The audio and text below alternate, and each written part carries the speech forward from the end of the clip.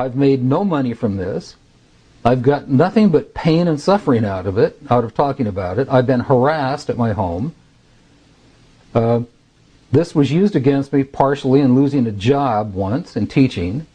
I've had a hell of a time after I've told this story, but I continue to tell the story because I think it's important for people to understand that this sort of shit goes on in the government.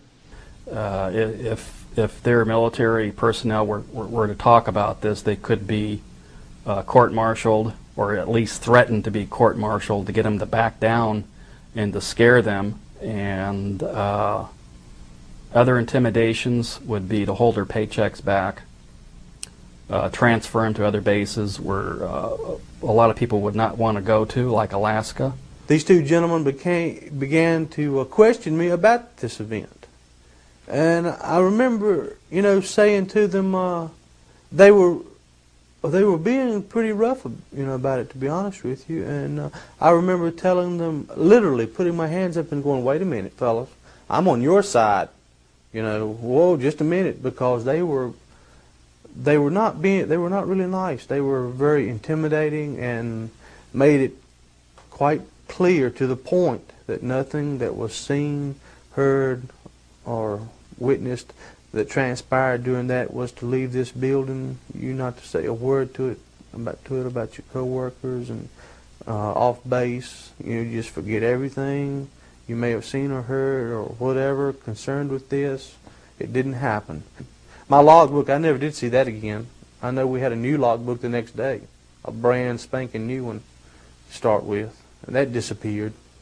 They gave me this document where for 5 years it was absolutely out of the question. I could not leave the country under any circumstances whatsoever. And to leave the state of Virginia, I had to contact the warrant office of the FBI and let them know if I just wanted to cross the state line down here to go into North Carolina or just leave the state of Virginia. I had to let the FBI know about it. And that was for 5 years after I was discharged. I was arrested. I had all my gear taken from me by men in black camis, had no name tags. They were older men, probably in their late 30s or 40s. There were other people, I guess they were government, I don't know. They were there and they had containment suits. And then they put me on a cot that they had, and they had me cuffed with those, they had me cuffed both hands down, and then they had my legs tied together with those plastic fasteners that the police use. And they had a lieutenant colonel from the Air Force, and he did not identify himself. He might have, I just don't remember. And he told me, if we just took you out in the jungle, they'd never find you out there. And I'm like, well, and I didn't want to say, I didn't want to test him to see if you'd really do that. So I said, yeah. And he's like, you got to sign these papers, and you never saw this, and I don't exist, and this situation never happened. And if you tell anybody, you'll just come up missing. And he was a real abrasive, just a cynical asshole, I guess is the best way to put it. Measures have been taken by agencies to terminate people who appear to be inconvenient or troublesome through knowing too much. I would go interview people that claimed they had seen something and try to convince them they hadn't seen something, or they were, hallucinating or something. Well, if that didn't work, another team would come in and give all the threats and threaten them, their family, and so on and so forth. And they would be in charge of discrediting them, make them look foolish, or so on and so forth. Now, if that didn't work, then there was another team that put an end to that problem, one way or the other. Secretary of Defense Forstall was the first real powerful known person that was eliminated because he was going to release the information. And nobody has ever paid for that crime. That crime has never been really thoroughly investigated by forces to see what happened to him. But most people know that he was thrown out the window of the hospital, and he wasn't killed by being thrown out the window, but he never got up alive. He was talking about being erased. And I said, "Man," I said, "what do you mean, erased?" He said, "Yes." He said, "You will be erased." I said, "How do you know all this?" Or something to that effect. And he said, "I know."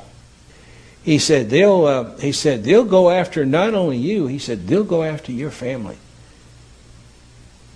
Now, those were his words. And they're yelling at me, and they're hollering and cursing, and you didn't see anything, you know, and we'll do you and your whole goddamn family. And they're you know, it was basically that for about 8 or 9 hours. These guys, they're just off on their own. There's no oversight, no control. They just do whatever they want. They don't, I mean, and they're evil, man. These people are evil. In the military, they do ridicule you, because I was ridiculed a few times. I was told I would never make Master Sergeant. I was on orders for tech, but I was told I would never make Master Sergeant if I brought this crap up again.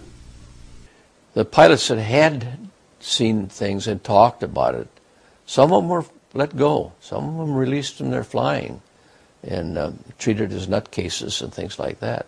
I don't know, it's sort of strange, but we send people to prison. We send people to their death because of eyewitness accounts of crimes. Our legal system is based on that to a large degree. Yet, in my following of unusual aerial phenomenon for the past 50 years, there seems to be some reason to discredit very viable and very reputable witnesses when they say something is unidentified. Now, one of the things that I've found is that the way it's been kept secret to a big extent is the fact of through ridicule. If it always had been just top secret, I think most of the world would know about it. At times I used to carry nuclear weapons. And in other words, I was mentally fit to carry nuclear weapons, but I'm not mentally fit if I see a UFO. Well, this criticism and this ridicule has, I think, done more to keep the story coming out than almost anything else.